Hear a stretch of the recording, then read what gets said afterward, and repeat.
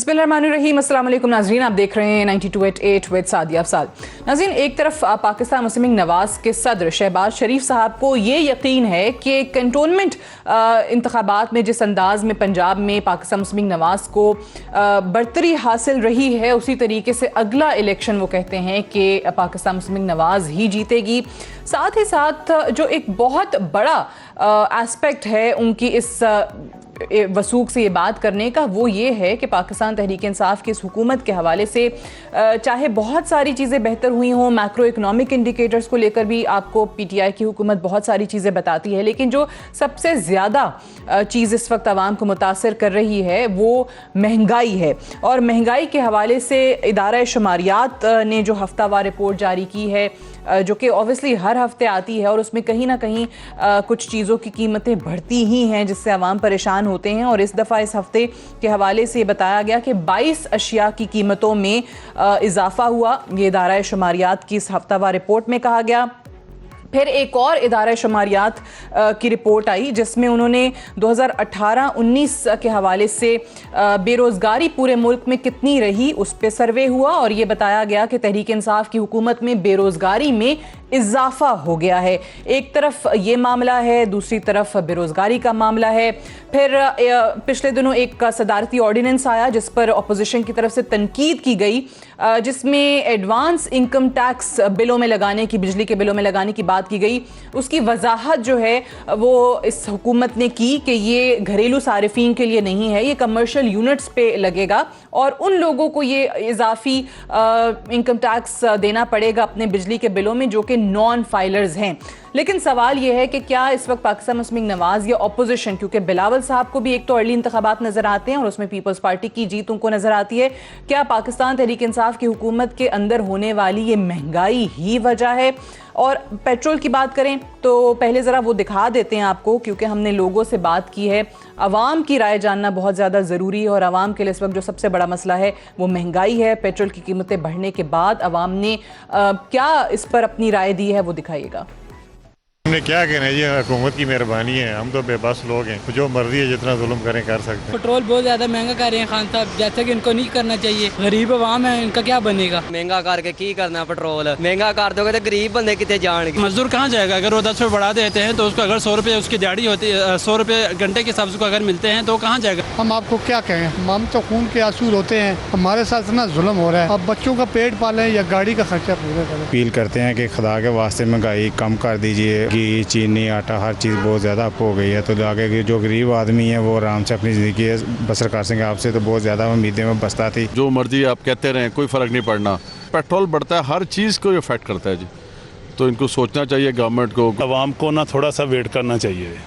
अगर आवाम वेट करेगी तो हालात इसके बेहतर नतीजे निकलेंगे। सर, शहरियों को बहुत ज्यादा परेशानी है। हुकूमत क्या करती है, 1 रुपया या 35 पैसे कुछ कम करेंगे और 10 रुपए बढ़ा देंगे। इस हुकूमत ने ना हमें तौबा करा दी, इमरान खान की हुकूमत ने। पेट्रोल बढ़ता है तो समझना कि सारी चीजें ऑटोमेटिक ही बढ़ जाती हैं पेट्रोल के। हमारे यहाँ तो कोई पूछने वाला है नहीं ना यहाँ पे। अभी ये देख लो, पेट्रोल बढ़ गया, अभी क्या कर सकते हैं, हमने तो डलवाना है पेट्रोल। तो हम तो स्ट्रगल ही कर रहे हैं, पहले भी करते थे, अभी भी कर ही रहे हैं। अब ये जो इदारे वाले हैं, जो महकमे वाले हैं, जो सब कुछ देख रहे हैं, ये तो उनकी जिम्मेदारी है। अगर वो इसके ऊपर काम करते हैं और रिलीफ देते हैं आवाम को, तो इसमें बेहतरी है सबके लिए।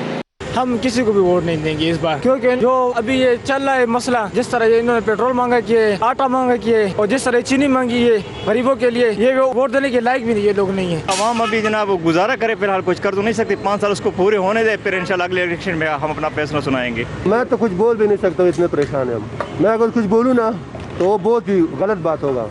हर किसी से पूछे, वो सब यही फरियाद करते हैं। मैं तो कहता हूँ इमरान खान भाई नवाज शरीफ जिंदाबाद। महंगाई इसलिए जो है ना बढ़ रही है क्योंकि पेट्रोल और डीजल और भी बहुत ज़्यादा महंगा हो गया है जी। इसकी वजह से जो है ना लोग बड़े परेशान है जी। पेट्रोल 65 रुपये पर था, अब 123 रुपये पर है। पीटीआई का हुकूमत है। महंगाई तो हर लिहाज से ज़्यादा है, क्योंकि यहाँ पे गरीब बंदा जो है वो एक महंगाई की चक्की में पीस रहा है, चाहे वो आटा हो, चीनी हो या गैस हो। या पेट्रोल की वजह से बहुत ज़्यादा परेशानी है। ये वो बुनियादी मसला है जो इस वक्त आवाम जिससे गुजर रहे हैं। महंगाई और पेट्रोल की कीमतें जिस अंदाज में 5 रुपये बढ़ा दी गई, 123 रुपये फ़ी लीटर हो गया है पेट्रोल। उसके बाद आवाम की जो तासुरात हैं वो आपने सुन ही लिए हैं। ख़ुद माजी में पाकिस्तान तहरीक इंसाफ के चेयरमैन और मौजूदा वज़ीर आज़म इमरान खान साहब जो हैं वो ये कहते थे कि जब बिजली की या पेट्रोल की कीमतें बढ़ाई जाती हैं तो वज़ीर आज़म चोर होता है। और माजी में आपको याद होगा कि पाकिस्तान तहरीक इंसाफ की तरफ से बाकायदा उनके सोशल मीडिया पर कीमतें बताई जाती थी कि इस वक्त मुल्क में पेट्रोल की कीमत ये होनी चाहिए, इस वक्त ये होनी चाहिए। लेकिन अब क्या होनी चाहिए ये जरा पूछ लेते हैं। सदाकत अली अब्बासी साहब हमारे साथ मौजूद हैं, MNA हैं पाकिस्तान तहरीक इंसाफ के, बहुत शुक्रिया आपका। चौधरी जाफर इकबाल साहब हमारे साथ मौजूद हैं, सीनियर रहनुमा PMLN के, आपका भी बेहद शुक्रिया। और निसार अहमद खोड़ो साहब भी हमें ज्वाइन कर रहे हैं, सीनियर रहनुमा पीपल्स पार्टी के, एडवाइजर टू CM सिंध हैं, प्रेसिडेंट PPP सिंध। बहुत शुक्रिया खोड़ो साहब आपका भी। अब्बासी साहब आप ही से आगाज करेंगे क्योंकि सवाल अब बचता नहीं है। आपने अवाम के तासुरात सुन लिए, अवाम ही सवाल कर रहे हैं इस वक्त आपकी हुकूमत से। सादिया, बहुत शुक्रिया आपने अपने प्रोग्राम के लिए बुलाया। जाहिर है जब भी पेट्रोल की कीमत बढ़ेगी लोगों को ज़्यादा पैसे देना पड़ेंगे। उनको वजूहात से कोई गर्ज नहीं है, उनको तो यही है कि उनको सस्ता पेट्रोल मिले। लेकिन जो हुकूमत उनकी बनाई हुई है उसके पास भी कोई कानून का ख़जाना तो है नहीं। वही पैसे हैं जो इस मुल्क के टैक्सों के हैं, वही खसारे हैं, वही कर्ज़ों की किस्तें हैं जो पिछली हुकूमतों की तरफ से आई हैं। अब मुझे बता दें कि 1 साल पहले ये जो खाम तेल था बैनुल-अक़वामी, उसकी कीमत $42 थी। अब इस वक्त वो $72-73 हो गई है। 80% पे अगर दुनिया में खाम तेल महंगा होगा तो कैसे हम पेट्रोल सस्ता बेच सकते हैं। जाहिर है एक चीज़ है लोगों को समझाना ये है, जिस तरह कोरोना चाइना में आया और पूरी दुनिया में फैल गया और पाकिस्तान में उसको बचा नहीं सके, इसी तरह अगर पेट्रोल दुनिया में महंगा होगा तो हम कैसे सस्ता दे सकते हैं। हम आपको ये कह सकते हैं कि साल में 80% महंगा हुआ था दुनिया में, हमारे यहाँ 18% महंगा हुआ पूरे पिछले साल में। नंबर 2 ये कि इस वक्त इंडिया, चाइना, बांग्लादेश, श्रीलंका, इन सब के मुकाबले में पाकिस्तान में आज भी पेट्रोल सस्ता है। अगर आप ये समझते हैं कि 5 रुपए महंगा हुआ तो जाहिर है मार्केट में जब प्राइसेस ज्यादा हैं तो आप कैसे सस्ता दे सकते हैं। चलें, ये बात समझ में आती है। लेकिन मुझे याद है कि माजी में PMLN भी हमें ये बताती थी जब उस वक्त पेट्रोल की कीमतें बढ़ती थी, वो भी ये कहते थे कि भाई आलमी मार्केट में कीमतें बढ़ गई हैं, हम क्या करें। लेकिन उस वक्त असद उमर साहब का और वज़ीर आज़म इमरान खान साहब का फॉर्मूला कुछ और होता था। नहीं, मैं दूसरी जो आपने बात की महंगाई की, तो महंगाई की 2 बातें। आज आपने सेंसिटिव प्राइस इंडेक्स की बात की तो इसमें बिल्कुल 13-14% फूड इन्फ्लेशन है। पूरी दुनिया में इस वक्त इन्फ्लेशन है। लेकिन अगर आज आपकी रिपोर्ट को मैं देखूं तो 22 चीज़ों की कीमतें बढ़ी हैं और 39 चीज़ों की कीमतें या बरकरार रही हैं या कम हुई हैं। तो वो ये टोटल जो आपके पास 51 चीजें, उन 51 चीजों का बरकरार रही है, सॉरी 29 चीजों की बरकरार रही हैं और 10 की सस्ती हुई हैं। मैं वही कह रहा हूं ना, 51 चीजों में से 22 की बढ़ी हैं और 29 की या बरकरार रही हैं या कम हुई हैं। तो कहने का मतलब है वहां पे या जीरो इन्फ्लेशन है या मनफी इन्फ्लेशन है। तो क्या ये चीज है। लेकिन सादिया एक बात है, ऑपोजिशन की वजह से और मीडिया की रिपोर्टिंग की वजह से इन्फ्लेशन का, महंगाई का जितना परसेप्शन है इतनी एक्चुअल महंगाई नहीं है।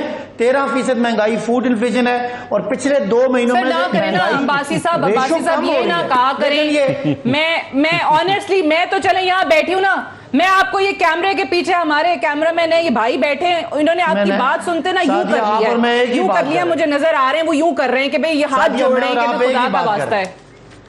अच्छा, मैं ना इंसाफी ना करें मेरी पूरी बात। लेकिन आप, मैं साहब से भी पूछ लूं कि मैंने ये कहा, आप मेरी कर लें, मुकम्मल बात सुन ले। मैंने ये कहा है, मैंने ये कहा है, मैं उसको उर्दू में बताता हूँ कि वाकई महंगाई का तासुर बड़ा है, परसेप्शन ऑफ इन्फ्लेशन बड़ा है, पंजाबी दसो कम है। लेकिन जो मेरा भाई कैमरे के पीछे है, सर आप अंग्रेजी में बताएं, उर्दू में बताएं, पंजाबी में बताएं, महंगाई है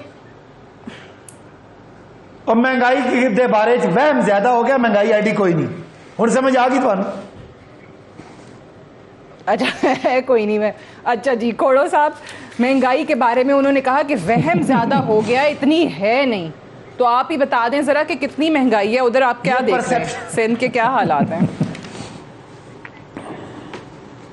सिंध कोई पाकिस्तान से बाहर है क्या?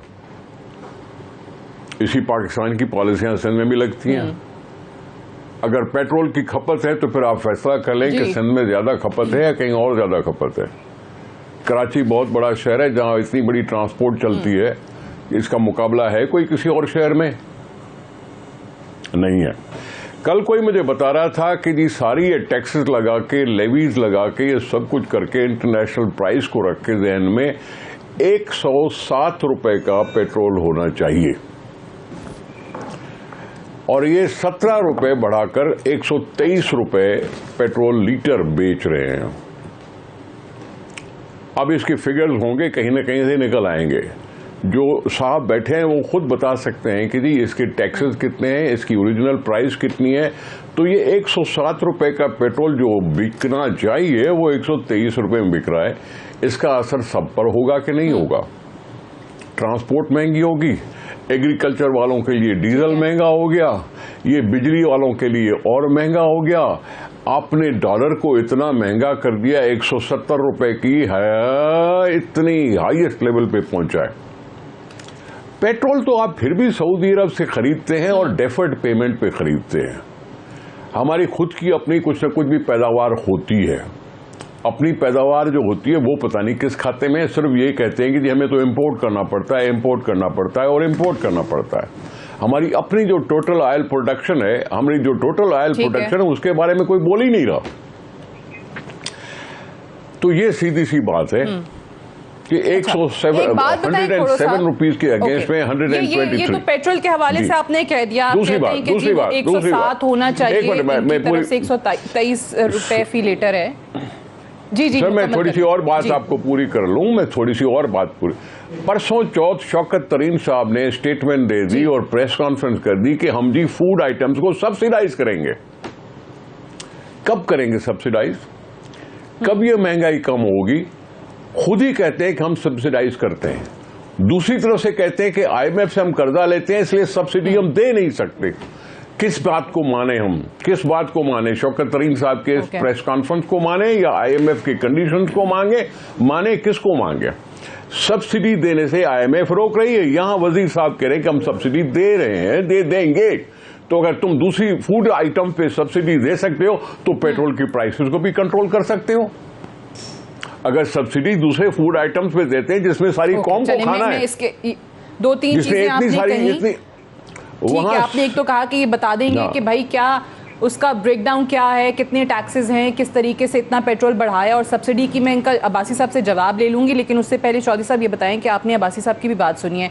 एग्जैक्टली वो एक्सक्यूज जो आप लोग दिया करते थे कि इंटरनेशनल मार्केट में प्राइसेस जो हैं वो बढ़ गई हैं, उस वक्त उनका फॉर्मूला कुछ और था। सद उमर साहब बाकायदा बताते थे कि इतने रुपए बात सुने। लेकिन अभी जो अब्बासी साहब ने जिक्र किया है, गुजारिश गुजारिश सुने ना जी खोड़ साहब क्या कहते हैं, वजीर साहबान क्या कहते हैं? अवाम की कुव्वत खरीद बढ़ चुकी है इसलिए महंगाई करेंगे भी तो कोई फर्क नहीं पड़ता, ये वजीरों का बयान है। अब ये कुव्वत खरीद बढ़ी है, मजदूर की बेसिक पे बढ़ाई नहीं। भी बात करेंगे सरकारी मुलाजमों की तनख्वाह, सरकारी मुलाजमों की हमें अब्बासी साहब भी बताएंगे। लेकिन जरा मैं चौधरी जाफर इकबाल साहब से जरा सवाल। ओके, मेरा तो जवाब तो पूरा हुआ ही नहीं। साहब मुलाजमों की तनख्वाहें क्या बढ़ी हैं? आपने कहा कि जी आ गया खोड़ा साहब, आपका नुक्ता आ गया। ये इनके फवाद चौधरी जो वजीर हैं उन्होंने बयान दिया था कि आमदनी बढ़ गई है, आवाम की बाइंग पावर बढ़ गई है। सुन ले आप सुने मेरी बात। ये एग्रीकल्चरिस्ट के लिए कोई इस वक्त क्रॉप नहीं है जो बिक रहा है मार्केट में और उसकी बहुत अच्छी प्राइसेस मिल रही है कि जी लोगों के पैसों जेब में पैसे आए। गंदम अभी बिक नहीं रही क्योंकि अभी लगी नहीं, कॉटन अभी बिक नहीं रही क्योंकि अभी उतरी नहीं, शुगर केन का भी टाइम आया नहीं। किस चीज में कुव्वत खरीद बढ़ी है? तनख्वाहें आपने बढ़ाई नहीं और महंगाई अलग से है। ठीक है, तो मैं क्या मानूं? ये हुकूमत की कौन सी बात मानूं? पहले तो चौधरी साहब आपका जरा इस पे कमेंट आ जाए, क्या वजह हुई फिर जो पेट्रोल की कीमतें बढ़ा दी इन्होंने? बिस्मिल्लाहिर्रहमानिर्रहीम। सदाकत अब्बासी साहब बेचारे मजबूर हैं और जो बयानिया रटाया जाता है तर्जमानों को वो आके उन्होंने बहरहाल वजूहात बयान करनी है। तो इनसे तो यही कहा जा सकता है, बल्कि सिर्फ इनसे नहीं, सारी पीटीआई से, कि अपने दिल की स्याही को कहाँ छुपाओगे, तुमसे कहा था उजालों से प्यार मत करना। अब वो जो पुराने वक़्त के सारे इनके फार्मूले जाफर साहब, ये शेर और शायरी इन पर असर नहीं करेगी। या वो कैलकुलेटर गुम हो गया असद उमर साहब का। चले दूसरा कोई इलाज भी करेंगे खोड़ो साहब इनका, जो करना पड़ा। वोट है, इलेक्शन है, वोट है, इलेक्शन है।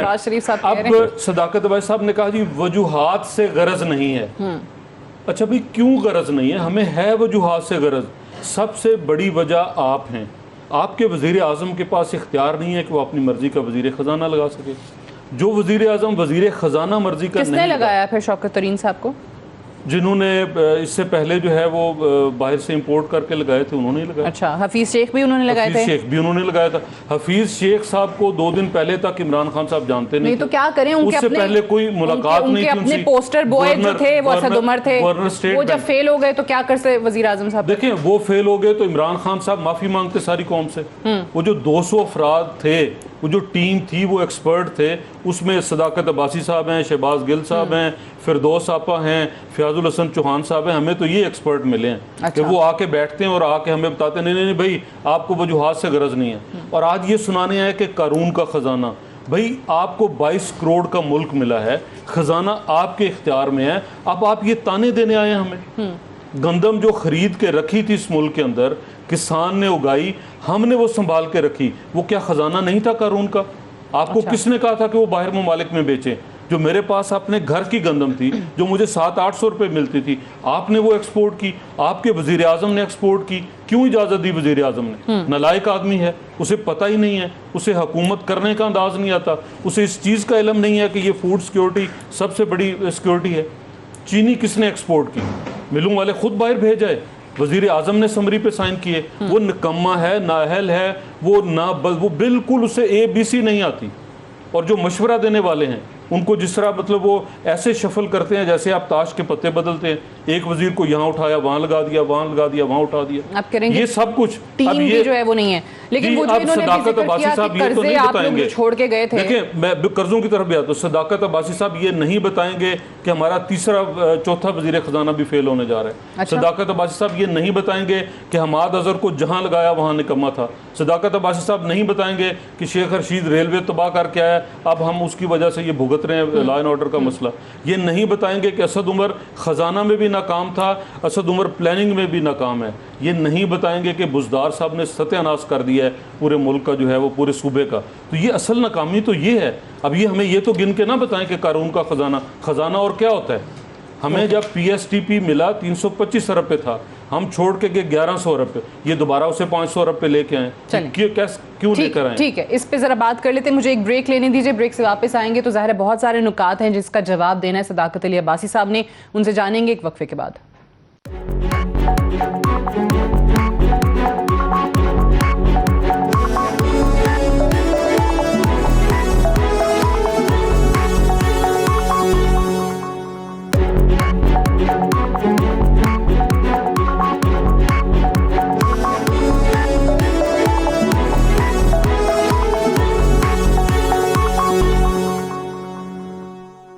Welcome back. प्रोग्राम में एक बार फिर से खुशामदीद। अब्बासी साहब, बहुत सारी चीज़ें हो गई जिनके आपने जवाब देने हैं। एक तो खोड़ो साहब ने कहा कि 107 रुपये फी लीटर पेट्रोल की कीमत होनी चाहिए, तो 123 कैसे है ज़रा वो बता दें। और फिर फूड आइटम्स पे सब्सिडी की बात की, कितने आइटम सब्सिडाइज़ किए, फ्यूल सब्सिडाइज़ क्यों नहीं हो सकता। फवाद चौधरी साहब कहते हैं कि जी अगर महंगाई आप कहते हैं कि बढ़ी है तो फिर लोगों की बाइंग पावर, लोगों की कुव्वत ख़रीद भी बढ़ गई है, लोग भी यानी कि अमीर होना शुरू हो गए। तो ज़रा बता दें कि कितने लोग अमीर हुए हैं और तनख्वाहें कितने लोगों की बढ़ी हैं। सरकारी मुलाजमीन की तनख्वाहों का सवाल भी उठाया है खोड़ो साहब ने।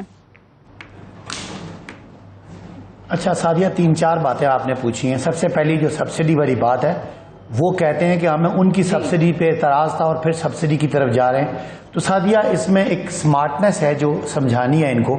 पहले सब्सिडी ये थी कि पेट्रोल सस्ता कर दें और सब सस्ता खरीदें, उसमें सादिया जिनकी तनख्वाह मिलियंस में है वो भी सस्ती खरीदें और एक आम आदमी वो भी सस्ता खरीदे।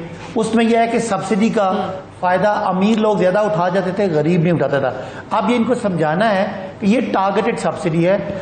आटा, दाल, चीनी सिर्फ 39% लोगों को मिलेगा जो सर्वे में गरीब डिक्लेयर होंगे, जिनके पास एसेट्स नहीं होंगे, जिनका बैंक बैलेंस नहीं होगा, जिनका बिजली का बिल एक खास अमाउंट से कम आएगा, जिनकी आमदनी किसी भी सोर्स से कम होगी, सिर्फ सब्सिडाइज फूड वो ले सकेंगे।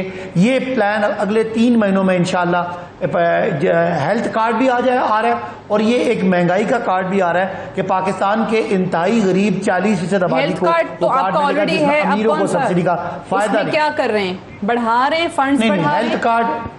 हेल्थ कार्ड नहीं, हेल्थ कार्ड KPK में 100% आबादी को मिल गया है। पंजाब में 72 लाख लोगों को मिले था। अब अगले 4 महीनों में पंजाब के हर आदमी को इंशाल्लाह इमरान खान हुकूमत की तरफ से 7.5 लाख रुपए 1 साल के पैसे मिलेंगे।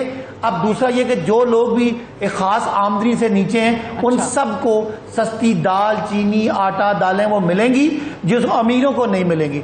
अब अगली बात ये जो खोड़ो साहब बात कर रहे हैं कि पेट्रोल, मैं दोबारा आपको बता रहा हूं, मैं हरगिज नहीं कहा कि वजूहात लोग नहीं पूछते, वजूहात लोग नहीं पूछते।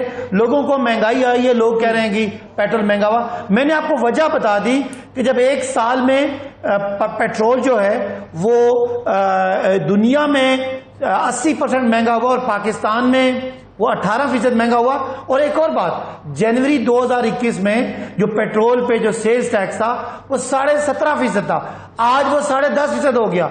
जो पेट्रोलियम डेवलपमेंट लेवी है वो भी कम हुई है, हुकूमत ने अपना शेयर कम किया। लेकिन एक बात जो फर्क है, जो चौधरी जाफर साहब और मोहतरम खोड़ो साहब की हुकूमतों में फर्क है, ये टैक्स लगाते थे और टैक्सों का पैसा शहबाज शरीफ, नवाज शरीफ मनी लॉन्ड्रिंग करके बाहर ले जाते थे। वो लंदन की जो फ्लैट हैं वो आज हमारे पैसों के बने।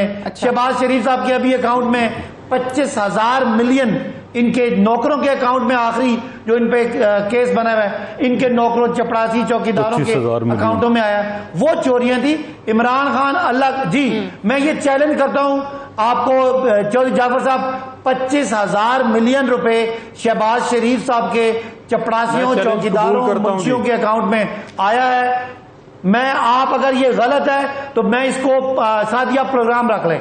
अच्छा, अगली बात सुन लें, अपनी बारी पे आप इसका जवाब दीजिएगा। मैं कहना चाहता हूं कि ये जो लंदन में जहां मियां साहब बैठे हैं, ये वही फ्लैट है ना। अभी मेरे साबित हो गए जो भी आपने जवाब दे लीजिएगा। साबित हो गए मेरी लंदन में तो क्या, मेरी पाकिस्तान में भी जी, मेरी लंदन में तो क्या, मेरी पाकिस्तान में भी कोई प्रॉपर्टी नहीं है। आज उसी प्रॉपर्टी में मियां साहब वहां बीमारी खेल रहे हैं। तो कहने की बात है, इस हुकूमत अगर टैक्स इकट्ठा कर रही है तो खोड़ो साहब हमारे कोई सरमहल नहीं निकलेंगे, हमारे कोई लंदन फ्लैट नहीं निकलेंगे, हमारे कोई मुर्दों के और फालूदे वाले के अकाउंट में पैसे। इमरान खान एक पैसा बचा रहा है। चले 38,000 सुने 3800 अरब रुपया टैक्स कलेक्शन था, आज 5700 हो गया है। इंशाअल्लाह अपने दौर में 8,000 अरब रुपया इस मुल्क का टैक्स इकट्ठा करके देंगे और जिन लोगों ने मुल्क को लूटा है उनको बताएंगे कि ईमानदार लोग कैसे मुल्क को बचाते हैं। महंगाई आई है कोरोना की वजह से, बेरोजगारी पूरी दुनिया में आई है। चले मैं जरा इसका जवाब ले लूं, पहले खोड़ो साहब से जवाब ले लेते हैं। खोड़ो साहब, एक तो उन्होंने कहा कि आवाम के टैक्सों से वो नहीं होगा जो आपके दौर में हुआ या जाफर साहब की पार्टी की हुकूमत के दौर में हुआ, और साथ ही उन्होंने ये बता दिया कि जी 3 महीने में आप देखेंगे कि सब्सिडाइज्ड फूड आइटम्स लोगों को मिलेंगे, अमीरों को नहीं मिलेंगी सस्ती चीज़ें, गरीबों को उन्होंने कहा मिलेंगी, और हेल्थ कार्ड भी आ रहा है। साहब अब ये 3 महीने कौन जीता है तेरे जुल्फ के सर होने तक? ये राग अलापते रहते हैं 3 साल से। ये 3 साल से हम सुन के हमारे कान पक गए हैं। मियां नवाज शरीफ साहब टैक्स लगाते थे और टैक्स का पैसा जो है मनी लॉन्ड्रिंग करके चला जाता। अरे टैक्स लगाते हैं तो वो FBR कलेक्ट करती है ना, वो इदारा है ना, वो हुकूमत का खजाना है ना, टैक्स तो उसमें जमा होते। मियां नवाज शरीफ का नाम लेने की क्या बात है? आप 3 साल से क्या कर रहे हो? आपने FBR को अपने तौर पर रीशेड्यूल किया, रीएवैल्यूएट किया, आपने अपॉइंटमेंट्स की, शबर जैदी साहब को लगाया, फिर किसी और को लगाया, फिर किसी और को लगाया। FBR के लिए आप खुद बैठ के कह रहे हैं कि जी FBR ने बड़ी रिकवरी की है, और अगर की है रिकवरी उसकी आप क्रेडिट दे रहे हो तो फिर तो साफ सीधी बात है ना कि हमें कुछ रिलीफ मिलना चाहिए। अगर टैक्सेशन वसूली बेहतर हुई है तो हमें रिलीफ मिले ना, आम लोगों को रिलीफ मिले ना। मैं अपनी बात नहीं कर रहा हूं, आम लोगों की बात कर रहा हूं मैं, जो बेचारे रेडी चलाने वाले हैं, ठीक है, जो तनख्वाहदार हैं, जो किसान हैं, जो मजदूर हैं, जिनकी कुछ है अंदाजा आपको, कुछ है अंदाजा आपको, इस हुकूमत ने कभी देखा है, कभी नजर उठाई देखी है इस मुल्क में कितनी सिक इंडस्ट्रीज हैं, सिक इंडस्ट्रीज। इसको अगर रिवाइव करें तो क्या वहां कुछ आमदनी, कुछ रोजगार नहीं मिल सकता? कब भूल गए सारे लोग कि जी सिक इंडस्ट्रीज भी कोई चीज होती है या नहीं होती है? मेरा एक सवाल है आपसे। किस किस चीज पर? अच्छा, एक सवाल है, वो ये कि हम अक्सर जब वफाकी हुकूमत से बात करते हैं तो क्योंकि सिंध में पाकिस्तान पीपल्स पार्टी की हुकूमत है, तो वो कहते हैं कि सिंध में फिर चीज़ें मुख्तलिफ क्यों नहीं हैं। उसकी लॉजिक वो ये देते हैं कि 18वीं तरमीम के बाद ये महंगाई जो है, कीमतों का तयन जो है, वो प्रोविंशियल सब्जेक्ट है, सूबाई सब्जेक्ट है। तो अगर हमारी पंजाब में, KPK में और वफाकी हुकूमत में चीज़ें गड़बड़ हैं तो फिर वहाँ पर सूबाई हुकूमत पीपल्स पार्टी की है, तो उन्होंने चीज़ें बेहतर क्यों नहीं की? मैं कहूँ जवाब दूं? हाँ, सिंध ने प्राइसेस अलग रखी हैं। गंदम की यहाँ रकम 40 किलो गंदम की रकम हमने 2000 रुपए रखी कि हम 2000 रुपए में गंदम खरीदेंगे लोगों से और सस्ती दामों में उन लोगों को देंगे जो गंदम उगाते नहीं हैं। हमारी 2000 की रकम थी, इन्होंने 1600 रुपए रखी। फिर उसके बाद 1800 पे आए पंजाब में और पता नहीं कहां। 200 रुपए का फर्क। हमने तो रखा ना ज्यादा। अच्छा, हमने चावल की रखी, हमने शुगर केन की बेहतर रखी, लेकिन इस वक्त तो कुछ नहीं है ना। इस वक्त मार्केट में ये क्रॉप्स नहीं होती। शुगर केन इस वक्त नहीं है, कॉटन इस वक्त नहीं है, गंदम इस वक्त नहीं है, चावल अभी तक लगा हुआ है, उतरा नहीं है, हार्वेस्टिंग नहीं हुई है, कोई फसल इस वक्त नहीं होती। ये हमारे लिए समझो ये 13वां महीना चल रहा है, 13वां, हम इसको 13वां महीना कहते हैं इस मौसम को जहां कोई फसल नहीं होती। हमने जो बचा कुचा के रखा हुआ है उसको खाते रहते हैं, जहां कोई फसल नहीं होती। Right, got your point. के लिए ठीक है, आप कह रहे हैं अदरवाइज कीमतों में बड़ा फर्क रहा है जो बाकी पंजाब में या विफाक में इनकी तरफ से जो तयन किया गया, सिंध ने अपनी कीमतें रखी और आप कह रहे हैं कि बेहतर कीमतें रखी। चौधरी साहब, आपने वो चैलेंज कबूल किया बासी साहब का 25,000 मिलियन वाला, उन्होंने कहा अलग प्रोग्राम रख लें, आपने कहा मैं भी जवाब देता हूँ। तो सर पिछले 3 साल से हुकूमत इनकी है जी, तो अभी तक वो 2500 मिलियन जो है वो पकड़ के क्यों नहीं खजाने में जमा कराया? अच्छा। क्यों नहीं हमसे बरामद किया? कोई एक केस बता दें नैब की तरफ से, FIA की तरफ से, जो 25,000 मिलियन वो अभी तक आपने क्यों नहीं हमसे रिकवर करके जो है वो जमा कराया? जिन अकाउंट्स में आया क्या वो कहीं खला में अकाउंट हैं? वो कहते हैं ना, वो अक्सर लोग कहते हैं ना कि आप लोगों ने इतनी चालाकी से जो भी किया सभी अकाउंट्स में आया ना, देखिए पकड़ ही नहीं हो पाती। मैं कह रहा हूँ अकाउंट देखिए दावा किया है ना, उसके बाद साबित करें। इन्होंने तो ये भी कहा था, इमरान खान साहब ने बाकायदा प्रेस कॉन्फ्रेंसेस की थी, वो तफसील बताते थे कि यहाँ पैसा आया, इधर गया, ऐसे गया। ब्रॉड शीट को कौन इस्तेमाल करता रहा, उसको जुर्माने हो रहे हैं बरतानिया के अंदर, किस वजह से हो रहे हैं? कि गलत इल्जामात की वजह से। क्या बरतानिया की अदालतों पे भी हमारा इन्फ्लुएंस है? आपने शाहिद खाकान साहब को अंदर रखा, आपने एहसन इकबाल साहब को रखा, आपने ख्वाजा आसिफ साहब को रखा, आपने ख्वाजा साद रफ़ी को रखा, आपने कामरान माइकल को, हमजा शहबाज को, मरियम नवाज को। अभी तक बता दें, अभी लिस्ट ये मंगवाएं किसी से और इसी ब्रेक के बाद रखें कि इतने इतने पैसे बरामद किए जो इलीगल या लूटी हुई दौलत थी। अभी तक अगर गैर कानूनी या लूटी हुई दौलत बरामद हुई है इस हुकूमत में, तो वो मलिक रियाज साहब से बरामद हुई है। वो बरतानिया में हुई है, वो वापस आई है। जरा सदाकत अब्बासी साहब बताएं कि वो खजाने में जमा हुई? वो मलिक रियाज को वापस की गई है? नहीं हुई, नहीं हुई। मैं चैलेंज करता हूं नहीं हुई। वो मलिक रियाज साहब ने जो पैसे जमीन खरीदने के देने थे वो उसमें जो है अदालत ने एडजस्ट की, वो तो लूटी हुई दौलत थी।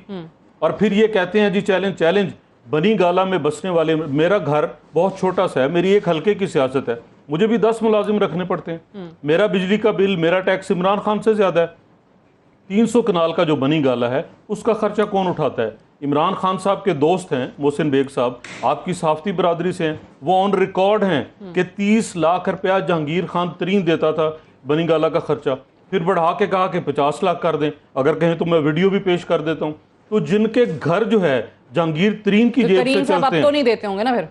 अब कोई और देता होगा, जुल्फी बुखारी साहब हैं, अलीम खान साहब हैं, अब्बासी साहब, अभी बहुत लंबी फहरिस्त है जो खर्चे उठाने वालों की। साहब ये तो बार बार बात होती है कि भाई आप लोग कहते हैं इमरान खान साहब ने क्रिकेट खेली, उन्होंने कमेंट्री की, उन्होंने पैसे कमाए, तो आवाम जानना चाहती है कि ऑब्वियसली वो पैसा है वो अभी तक ख़त्म ही नहीं हो रहा। और फिर PMLN बहुत वो हर प्रोग्राम में उनका जोर ये होता है कि बताएं कि जी इमरान खान साहब का घर कैसे चल रहा है। तो तरीन साहब अगर 30 लाख महीना देते थे और बाद में उनसे 50 लाख मांगा गया, तो अब वो खर्चे कौन पूरे कर रहा है?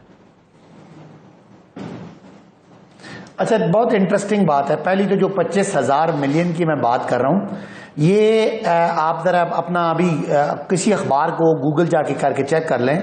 15 अप्रैल 2021 को शहबाज शरीफ साहब को जिस केस में जमानत हुई है, भाई आप हुकूमत हैं अब्बासी साहब, you are in government, please for God sake. आप जरा मैं बात कर लूं, मैं आपको भाई आप सरकार के गूगल इसलिए कहते हैं भाईजान, हर अखबार जी आप जरूर करें लेकिन गूगल की नहीं करें, गूगल तो हमारे लिए है ना, यू आर इन गवर्नमेंट। जी जी सुने, गूगल देखे ना, देखे मेरी बात सुन लें, मेरी बात सुन लें। आप नून लीग वालों को बस नहीं समझ आती ना कंप्यूटर की बातें। मैं कहना ये चाह रहा हूँ, आप मरियम बीबी के जूते की कीमत गूगल कर लें, उनके दुपट्टे की कीमत कर लें, कॉफी का कप कर लें, नवाज शरीफ का कोट कर लें, कमाल है। चले होगी ये सारी बातें भी वैसे ठीक है, उनके जो जाहिर जो आमदनी है उससे ज्यादा है। और वही मरियम साहबा जो कहती थी मेरी लंदन में तो क्या पाकिस्तान में भी कोई प्रॉपर्टी नहीं है, बात खुद ही मान की थी कि 1 अरब की प्रॉपर्टी है, लिहाजा आप उसको छोड़ें। अभी जो मैं बात कर रहा हूँ जो 25,000 मिलियन वाली, वो सुन लें। 15 अप्रैल 2021 को शहबाज साहब की जिस केस में जमानत हुई है उसके कागज चेक कर लीजिएगा। वो केस यही है कि निसार गिल, उसके बाद उनकी शरीफ शुगर मिल का मुंशी, उनका चपड़ासी, उनका ड्राइवर, जिसमें एक मैं आपको एग्जैक्टली सारे नाम मैं आपको बता दूंगा, उनके नाम 25,000 मिलियन रुपए आए जो वहां से निकल के नुसरत साहिबा के अकाउंट में, वहां से निकल के हमजा साहब के अकाउंट में, शहबाज साहब के अकाउंट में जाते रहे मुख्तलिफ परचेज में। ये जो मैं बात कर रहा हूं मेरे भाई जाफर साहब, इसी केस में शहबाज साहब अंदर रह के आए। अब उन्होंने लाहौर हाई कोर्ट ने उनको जमानत दी है। उन पे वो क्या होता है, फर्दे जुर्म आयद है। अगर आपने कागज चेक करने, मैंने इसलिए कहा था कि अभी गूगल कर लें, हुकूमत के पास ये कोर्ट का मैटर है और ये बात आज शहबाज साहब इस केस में मुल्जिम है। अच्छा, ये आप इनकार नहीं कर सकते। ठीक है अब्बासी साहब, मेरा एक सवाल है, मेरा एक सवाल सुन लीजिए। ये चले मैं आपकी बात मान लेती हूँ जो आप कह रहे हैं 25,000 मिलियन, बल्कि आप इससे ज्यादा बताएं, 50,000 मिलियन बताएं, सब चीजें सही हैं, अब होगा ऐसे ही हुआ होगा जैसे आप बता रहे हैं। लेकिन बहुत सारे ऐसे केसेस आए हैं। तो मेरा सवाल, आपने जैसे कहा कि अदालत का मामला है, तो क्या वजह है कि जिन जिन चीज़ों पे हुकूमत वसूख के साथ अवाम को यकीन दिलाती रही कि इन लोगों ने इतने अवाम के पैसे लूटे हैं और मुल्क से बाहर लेकर गए हैं, इस तरीके से ट्रांजैक्शंस हुई हैं, यहाँ दूध वाले से, पापड़ वाले से पैसे गए, सब आप लोगों ने प्रेस कॉन्फ्रेंसेस करके बताया, तो वो चीज़ें फिर साबित क्यों नहीं हो पाती हैं? प्रोसिक्यूशन की कमज़ोरी है, अदालत में आप लोग नई चीज़ को सही इदारे आपके लेकर जा सकते, आपके वकला लेकर जा सकते, या ये जो चौधरी साहब सवाल कर रहे हैं कि बता दें फिर कि कितने पैसे लूटे हुए वापस लेकर आए आप? साहब यार ट्रायल में है ना, कोई वो बरी तो नहीं हो गए। उन पे इल्जाम है 11 नवंबर 2020 को शहबाज शरीफ साहब पे 25,000 मिलियन की मनी लॉन्ड्रिंग की फर्दे जुर्म आयद हो चुकी है। अब 110 गवाह हैं, एक बंदा जिसके नाम अकाउंट आया है। कोर्स ऑफ लॉ ये है, उनको बुलाया जाएगा, उनको क्रॉस एग्जामिनेशन किया जाएगा, उनकी एविडेंस कलेक्ट होगी, फिर इनको सजा होगी। इसलिए तो लोग कहते हैं कि अगले इलेक्शन से पहले इनके केस ट्रायल हो चुके होंगे और ये सारे सजा याफ्ता होंगे। क्या मियां साहब सजा याफ्ता नहीं है? क्या मरियम सजा याफ्ता नहीं है? क्या मियां नवाज शरीफ साहब को? बस सवाल ये कि वो पैसा वापस कभी आएगा भी कि नहीं आएगा, क्योंकि 3.5 साल तो हो गया ना, तो बाकी आपकी कितनी हुकूमत रह गई? 1.5 साल। अब वो 1.5 साल जो 3.5 साल में नहीं हुआ, 3.25 साल में नहीं हुआ, वो 1.5 साल में हो जाएगा कि इनके केसेस भी पूरे हो जाएंगे और पैसे भी आवाम के लूटे हुए जो हैं वो आप इनसे वापस लेकर आ जाएंगे। मुझे एक ब्रेक लेने दीजिए, जाफर साहब कुछ कहना चाह रहे हैं, लेकिन ब्रेक से वापस आकर उनकी बात सुनेंगे एक वक्त के बाद।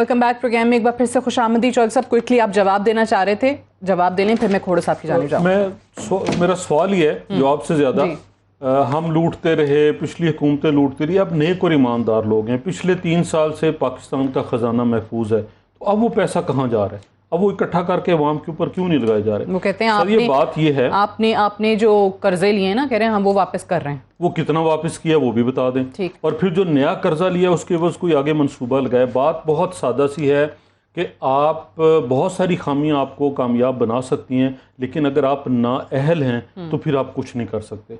और ये हुकूमत वज़ीर आज़म समेत नाअहल है। 3 साल की कारकर्दगी इनकी बता चुकी है, लिहाजा इनसे किसी को कोई तवक्को नहीं। मैं ये जो जाफर इकबाल साहब बात करें, यही बात शहबाज शरीफ साहब कहते हैं महंगाई को लेकर, और इसी चीज़ को बुनियाद बनाकर वो उनको यकीन है कि जैसे कंटोनमेंट के अभी जो इंतखाबात हुए हैं और पंजाब में PMLN की सीटें ज़्यादा रही हैं, उसी तरीके से अगला इलेक्शन जो है वो PMLN का होगा। क्या कहा उन्होंने सियालकोट में, सुनाइएगा।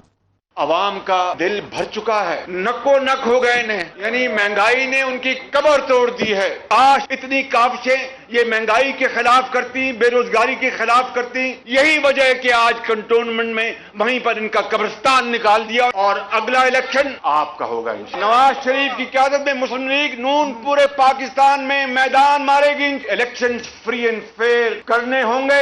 इस मर्तबा कोई झुर्लू को बर्दाश्त नहीं करेगा। ये बल्लेबाज अगर है तो जाके मैदान में बल्लेबाजों को बल्ला चलाना सिखाए, छोड़े इस्लामाबाद के उस प्राइम मिनिस्टर हाउस को। अच्छा, अब शहबाज शरीफ साहब कहते हैं कि जी इलेक्शन शफाफ हुए, धांधली नहीं हुई तो अगला इलेक्शन PMLN का होगा। खोड़ो साहब यही बात जो है वो ज़ाहिर है बिलावल साहब भी कर रहे हैं, पाकिस्तान पीपल्स पार्टी की लीडरशिप भी कर रही है। अब आइंदा इंतखाबात शफाफ होंगे कैसे? हुकूमत का आप लोगों से शिकवा ये है कि हम जो कोशिशें कर रहे हैं ट्रांसपेरेंट इलेक्शन कराने के लिए, उसमें आप उनका साथ नहीं दे रहे। मैं गुजारिश करूं कि हम सिर्फ चाहते हैं कि इलेक्शन ट्रांसपेरेंट हो। इलेक्शन आज़ाद इदारा है, आईनी इदारा है, और इनके वज़रा जो हैं वो इलेक्शन कमिश्नर को ज़ोदकोब कर रहे हैं, इंटिमिडेट कर रहे हैं, उनके ऊपर हमले कर रहे हैं, उनकी अफादियत को, उनकी रिट को वो डामाडोल करने की कोशिश कर रहे हैं। ये आज़ाद इदारा सोली रिस्पॉन्सिबल है फिर इलेक्शन ट्रांसपेरेंट और फ्री एंड फेयर कराने का टोटल जिम्मेदारी इलेक्शन कमीशन के ऊपर है। जब इलेक्शन होंगे तो उस वक्त इमरान खान वजीर आजम नहीं होंगे, कोई न कोई केयर टेकर होगा, कोई न कोई केयर टेकर होगा। मैं कह रहा हूं ये आज़ाद इदारा है जिसको इलेक्शन कमीशन में रुखना नहीं डालना चाहिए। उसको इंश्योर करो कि भाई वो आज़ादान तौर पर काम कर सके। इलेक्शन कमीशन के मेंबरान अगर नहीं है तो वो मुकम्मल करो कि इलेक्शन कमीशन की रिट बहाल हो सके। जीतेगा कौन वो अवाम की मर्जी है।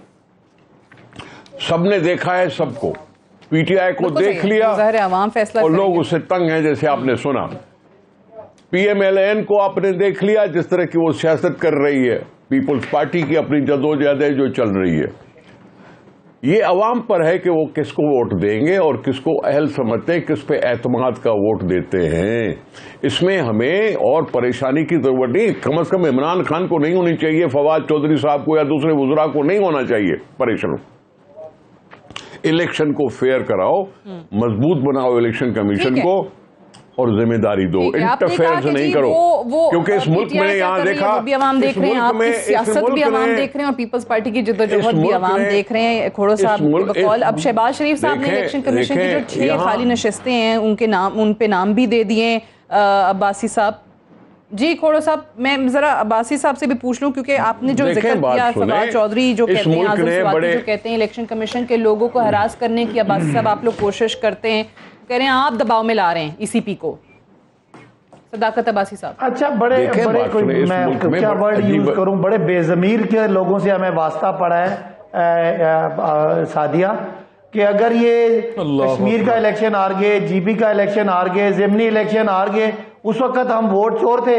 4 सीटें इनको कैंट बोर्ड की छोटी छोटी और मिल गई हैं। अब इनको इलेक्शन फेयर लगा, शुक्र है, चलो किसी बात पे तो आया, अब इलेक्शन तो फेयर हो गया। अब हम कहते हैं आपका कोई ना सर है ना पैर है, आप कहते हैं धांधली हुई, हम कहते हैं इलेक्ट्रल रिफॉर्म के लिए आए, भाग जाते हो। हम कहते हैं ईवीएम को देखो, कहते हैं नहीं इसमें से तो जिन बाबा निकलता है। हम कहते हैं ईवीएम का मुतबादिल दो, कोई नहीं, हमसे बात करो, हम आपसे बात नहीं करेंगे। किससे बात करेंगे भाई, ये समझ ही नहीं आ रही। हम सिलेक्टेड हैं, ये हमसे बात भी नहीं करना चाहते। तो इनकी बातों का ना सारा ना पैर है। 2 सीटें इनको मिलेंगी, ये खुश हो जाएंगे। जब इनको आवाम अब इनकी हैसियत दिखाती है, ये आके शोर शराबा करते हैं। तो कहने की बात यह, इनकी बातों का तो कोई नहीं। अब रहा तक इलेक्शन कमीशन की बात है, हम समझते हैं कि 2017 में इलेक्टोरल रिफॉर्म हुए थे, उसमें हमने उन्हें ये सारे पूरे पार्लियामान ने कहा था कि इसमें टेक्नोलॉजी लेकर आए। आपको पता है क्या हुआ सेनेट के इलेक्शन में? यूसुफ रजा गिलानी के बेटे पैसे देते पकड़े गए, लेकिन कोई एक्शन नहीं हुआ। अगर ये दस्का में कुछ हुआ तो बड़ी फुर्तियां नजर आई। कराची में NA 249 में नून लीग कहती रही कि हमारे साथ धांधली हुई है, कोई कुछ नहीं हुआ। तो हम चाहते हैं कि अब जो इलेक्शन कमीशन है वो इलेक्टोरल रिफॉर्म में हमारी सपोर्ट करे, रुकावट ना बने।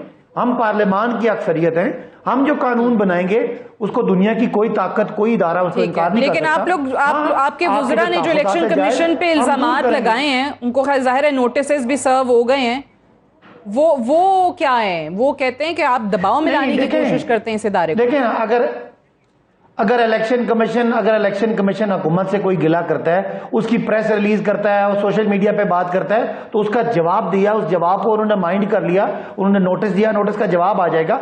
मैं ये कहता हूं इससे बड़ी बात यह है कि क्या हमारा इलेक्शन कमीशन से कोई, हम हार गए इसलिए रोला डाल रहे हैं? वो तो ये नून लीग वालों जाकर, हम तो उन्हें कहते हैं भाई अगला इलेक्शन ठीक करो, जल्दी करो, इसी साल हमें ईवीएम लगानी है। ये जो आपने बात की, पहले मैं जरा जाफर साहब से इसका जवाब करना चाहते हैं। अब कंटोनमेंट के हमारा कोई जाती झगड़ा नहीं है, 3-4 ज्यादा मिल गई तो अब आपको शफाफ इंतखाबात लगते हैं, और जहां आप हार जाते हैं तो आप धांधली का शोर मचाते हैं। सर ये कतन ऐसा नहीं है, भला हो अब्बासी साहब का सच निकल जाता है मुझसे। 2017 में हमारी हुकूमत थी, इलेक्टोरल रिफॉर्म्स हुए और ये इलेक्ट्रॉनिक वोटिंग मशीन उसमें शामिल थी, शिक नंबर 130, गालमन आप ही के प्रोग्राम में बताया था फाफन वालों ने। तो उसके बाद इलेक्शन कमीशन ने एक रिपोर्ट सबमिट की। अब हुकूमत उस रिपोर्ट को ना हुकूमत उस रिपोर्ट को पेश करने के लिए तैयार है, ना उसके ऊपर बहस करने के लिए तैयार है, और ना जो नकाइस उसमें हैं उसे दूर करने के लिए तैयार है। बात करने का हम तो ऐवान के अंदर मौजूद हैं। जनाब वज़ीर आज़म गायब होते हैं, हर उस जगह से गायब होते हैं जहां बाकी पार्लिमानी रहनुमा मौजूद हों। तो वज़ीर आज़म इनिशिएटिव लें, आगे बढ़ें और मिल बैठें, और बैठ के जो अवामी नुमाइंदे मौजूद हैं ऐवान के अंदर, हाँ पार्लिमानी रहनुमाओं के साथ नहीं बैठना चाहते आप। अच्छा, लेकिन एक और चीज भी ना, वो हुकूमत की तरफ से भी कहा जाता है कि इलेक्शन कमीशन ने ऑब्वियसली ये इदारा है जिसने इलेक्शन करवानी है, लेकिन जहां पे आपको सूट करता है वहां आप नहीं, ऐसा नहीं है, के खिलाफ नहीं ऐसा नहीं है, इदारे को सपोर्ट करने लग जाते हैं, हमने उनके हक में बयान देते हैं, और जब सूट नहीं करता तो आप उनके खिलाफ बयान हमने देते हैं। कतन बतौर इदारा बात नहीं की। हाँ, अगर डस्का के अंदर जो रात को धुंध पड़ी, महकमा मौसमियात उसमें शामिल हुआ, महकमा ज़राअत पहले से वहाँ मौजूद होता है, और वो मिल के सारे बैलेट बॉक्स और रिटर्निंग ऑफिसर्स को उठा के, प्रिजाइडिंग ऑफिसर्स को किसी खास जगह पे ले जाते हैं। अभी उसकी रिपोर्ट आने वाली है और पता चलेगा सदाकत अब्बासी साहब को कि महकमा मौसमियात, महकमा ज़राअत और तीसरा महकमा कौन सा शामिल था, कौन से, और किसके घर लेके गए, किसके घर लेके गए, जो भी महकमा और शामिल होगा वो सामने आ जाएगा। डाटा आ जाएगा टेलीफोन पर किसको कॉल की, और उसके बाद सदाकत अब्बासी साहब 10 का इलेक्शन आप हारे थे, आप जरा हौसला रखें, और वो चोरी पकड़ी भी गई और वो चोरी आप ही ने की थी। उसके बाद आज इलेक्टोरल रिफॉर्म्स आपका काम है और आपने बिठाना है सारे पार्लिमानी रहनुमाओं को। फिर आपने एक लफ्ज़ इस्तेमाल किया, आप मेंबर कौमी असम्बली हैं, कि बेज़मीर लोगों से वास्ता पड़ा है। बेज़मीर वो हैं जो कहते थे IMF नहीं जाना, बेज़मीर हैं वो जो कहते थे डिक्टेशन लेना, ऐसा वजीर आज़म बनना पसंद नहीं करूंगा जो डिक्टेशन ले। बेज़मीर वो हैं जो कहते थे कि मैं कीमतें नहीं बढ़ाऊंगा, अवाम को रिलीफ दूंगा। बेज़मीर वो हैं जिन्होंने 20 लोगों की काबीना रखनी थी। बेज़मीर वो हैं जिन्होंने साइकिल पे दफ्तर जाना था।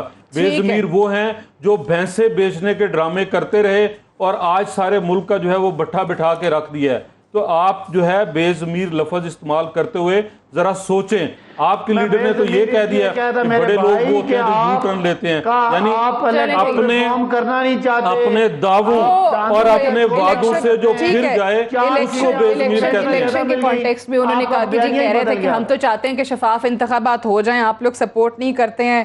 हम हाजिर हैं, वो बुलाएं ना। बयानिए हम आज भी वोट को इज्जत दो पे कायम है और उसी पे इलेक्शन चौधरी लड़ेंगे। जाफर इकबाल साहब, सदाकत अली अब्बासी साहब, निसार अहमद खोड़ो साहब, बहुत बहुत शुक्रिया प्रोग्राम में ज्वाइन करने के लिए। That's all for tonight, I will see you tomorrow इंशाल्लाह। इजाजत दीजिए, खुदा हाफिज।